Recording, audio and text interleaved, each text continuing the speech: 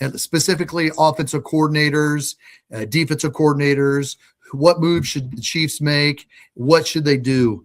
You know, ladies and gentlemen, last year, many of you already know, I did a post-game show for Starcade Media. I want to thank them for that opportunity. And it was with Harvey Williams, former Kansas City Chiefs running back, played 3 seasons with the Kansas City Chiefs and 5 with the Raiders. He had much more success as a Raider. He's in the Raiders record book from December 1997, tying a record, scoring 4 touchdowns in 1 game. But he's very knowledgeable and really intelligent. He knows his football. And we also, it was fun watching him play as a member of the Kansas City Chiefs. It didn't work out for him here. But last year, the Chiefs, a year ago yesterday, the Chiefs lost the Chiefs beat the Cleveland Browns 21-7. And when the Chiefs lost to the Cleveland Browns the Chiefs beat the Cleveland Browns 21-7, it was an ugly, ugly win. The Chiefs defense got 7 turnovers. Patrick Mahomes hurt his ankle.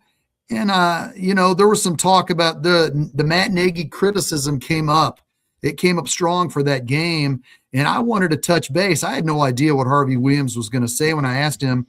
I wanted to say, you know what, the Chiefs had more success in certain areas when Eric Bieniemy was the Chiefs offensive coordinator.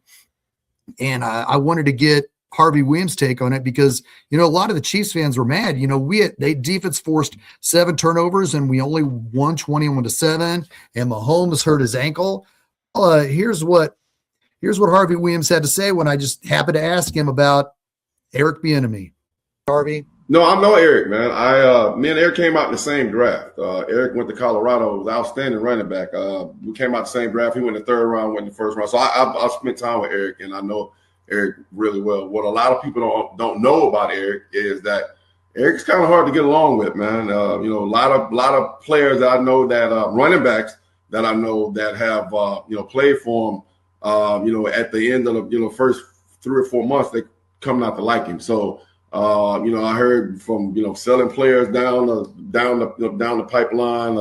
Not a player's coach. Not cool to play for. Not cool to work for. Pretty much has that asshole tag that's attached to him. So that's a lot of And as brilliant as he is when it comes to X's and O's and scheming offenses, I mean he's probably he's been under Andy Reid's tutelage for a long time. So he know X's and O's. How to create offenses. But if you can't get along with the coach that you're going out there sacrificing and play for him, it's not going to be a good fit. And so that goes to show you how many he's jumping around from organization to organization. But I really thought that the college thing would have worked for him. I really did. But is that criticism fair?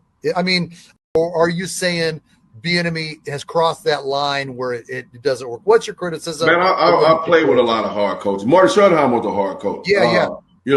But the point when I'm saying you can be hard on the field, but off the field, you still being an ass. That's you understand what I'm trying to say?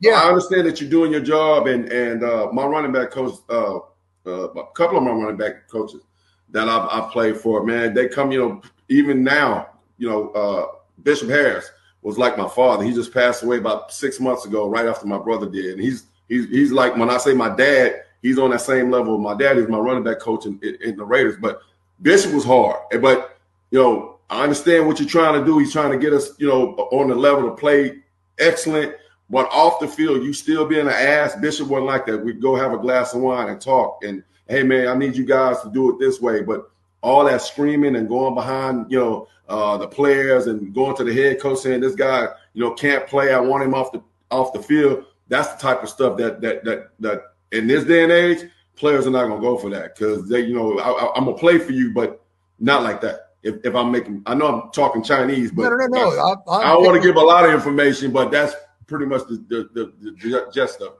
I'm sure you can tell by my repetitive question. I want to ask you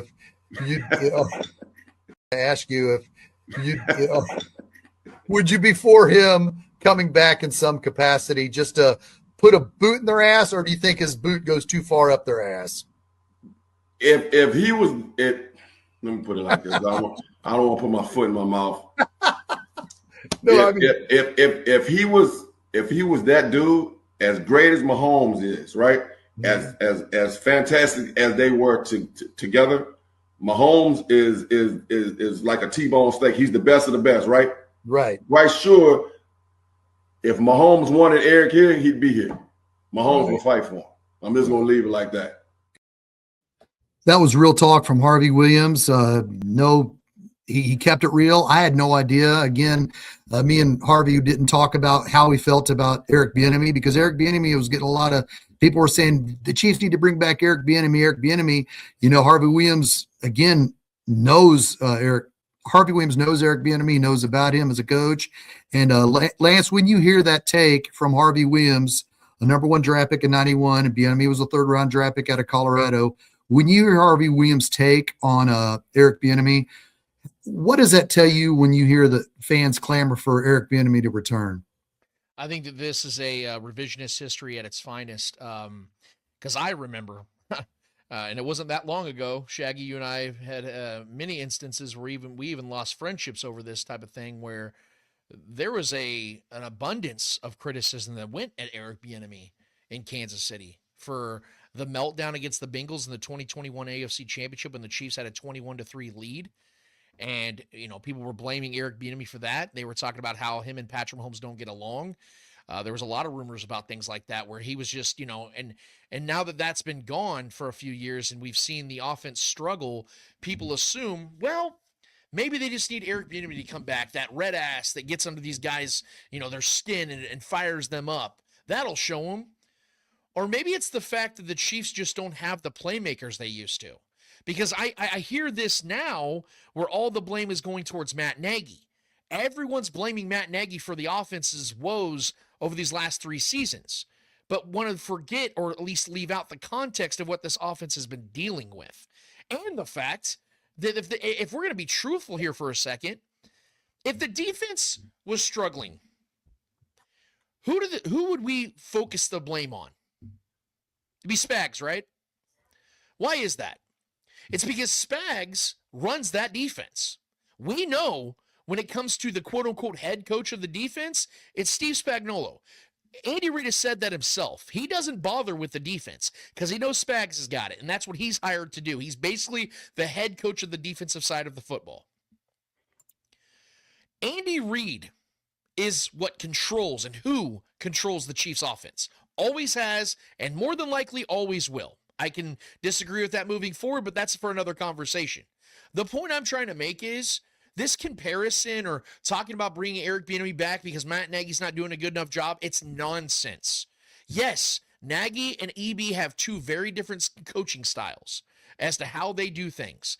But make no mistake about it, ladies and gentlemen, the guy that runs this offense is Andy Reid. That is his side of the football. It always has. It always will be. He focuses on the offense. He makes play calls. He does X's and O's. He does the scheme. He does all that stuff. That's Andy Reid that does those things. So when we sit here and we give praise to Eric Bieniemy for what was and criticize Matt Nagy for what is, it is a non-starting conversation, and it continues to happen all the way up to the national level where people talk about, man, this offense hasn't been the same since Eric Bieniemy's been gone. Or maybe it's because of the fact that over the last 3+ seasons, the Chiefs haven't had a prime Tyreek Hill and prime Travis Kelce together. Maybe that's a factor. Maybe when you don't have 2 of the best players to ever play their positions at the same time, at the peak of their powers, with a growing juggernaut of Patrick Mahomes at the same time, yeah, maybe your offense is going to take a dip, especially when you don't hit on some of these draft picks, especially when you have a myriad of injuries to overcome. You have a makeshift offensive line, and you have to overcome all these things at once, and you still get to the Super Bowl. Maybe that's what's actually going on. Maybe that's the actual reason as to what has happened on the offensive side of things. There's context to it, because I guarantee you, and I know it's just all, speculation, but if you flip the tenures of Matt Nagy and Eric Bieniemy, the results are the same. Because we know the consistent on the offensive side is what? Andy Reid. It is his offense. It is what he decides. Because if you even look at the famous play, the famous clip when Patrick Mahomes in his first Super Bowl is standing there on the sidelines in the 4th quarter, situational football on I think it was 3rd and 17 against the 49ers. He stands by Eric Bieniemy and he says, do we have time to run WASP? If it had just been like that and Eric Bieniemy looked at him and said, yeah, let's do it, then we have a conversation on our hands. But if you watch the clip when Patrick asks that question, what does Eric Bieniemy do? He You wanna gets run on his Wasp? head. Yes, he gets on his headset, he clicks a button, and he asks somebody, hey, he wants to run Wasp. Who do you think that question's going to?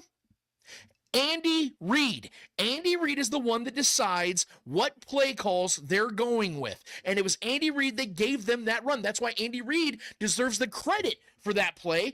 Patrick Mahomes obviously suggesting it is credit too. But Eric Bieniemy and Matt Nagy are simply conduits from the head coach to the quarterback. They are conduits. They are guys, they're middlemen that discuss things amongst them. They're the ones that sit on the sideline with Patrick Mahomes and go over film, what they're seeing out there, the adjustments they need to make. It is no longer Andy Reid that's doing that. Andy Reid is the one that's looking at the big picture side of things. So we need to stop with this stuff, man, because again, the context is there as far as the players they've had. If Matt Nagy had prime Tyreek Hill and Travis Kelce, you're not hearing people talk about this. You're not hearing people criticizing Matt Nagy, and you're not sitting here listening to people reminisce and romanticize the Eric Bieniemy era when, again, I remember specifically so many people were criticizing him. So many people wanted to see him gone. Now all of a sudden it's this, oh, how much we miss him. It isn't them.